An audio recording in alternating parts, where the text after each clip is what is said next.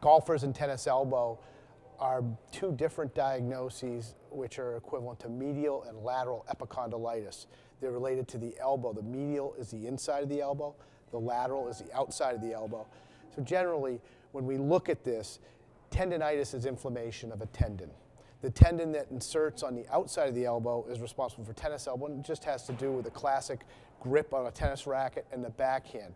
Most patients I see with lateral epicondylitis don't necessarily play tennis even, but it occurs related to some repetitive exercise that requires them to grip something firmly, extend their wrist, and hold it sort of up. In that situation, you would have all the forces on your elbow inserting in one area that's about the size of a pencil head eraser.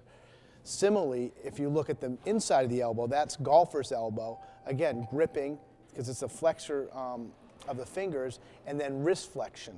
So everything that inserts right on the inside of the elbow, similar size area, you get tendinitis. How do we treat it? Well, the first thing is to rest and get it calmed down. We can do that with bracing, just relative rest. Say, okay, stop playing tennis, stop hitting the hammer, stop using the computer keyboard, depending what seems to have initiated that. After that, we then do progressive return to activity with therapy. Therapy can involve stretching and strengthening. If we haven't gotten it calmed down just with rest, we then talk about different types of modalities. You can use injections such as corticosteroids. If after 6 months to a year it's not better, we start talking about some surgical intervention. And this can be treated by a simple, small, open incision. There are people that will also manage this arthroscopically and do the same sort of thing where we go in and release that tendon from inside. And that's really what we're doing.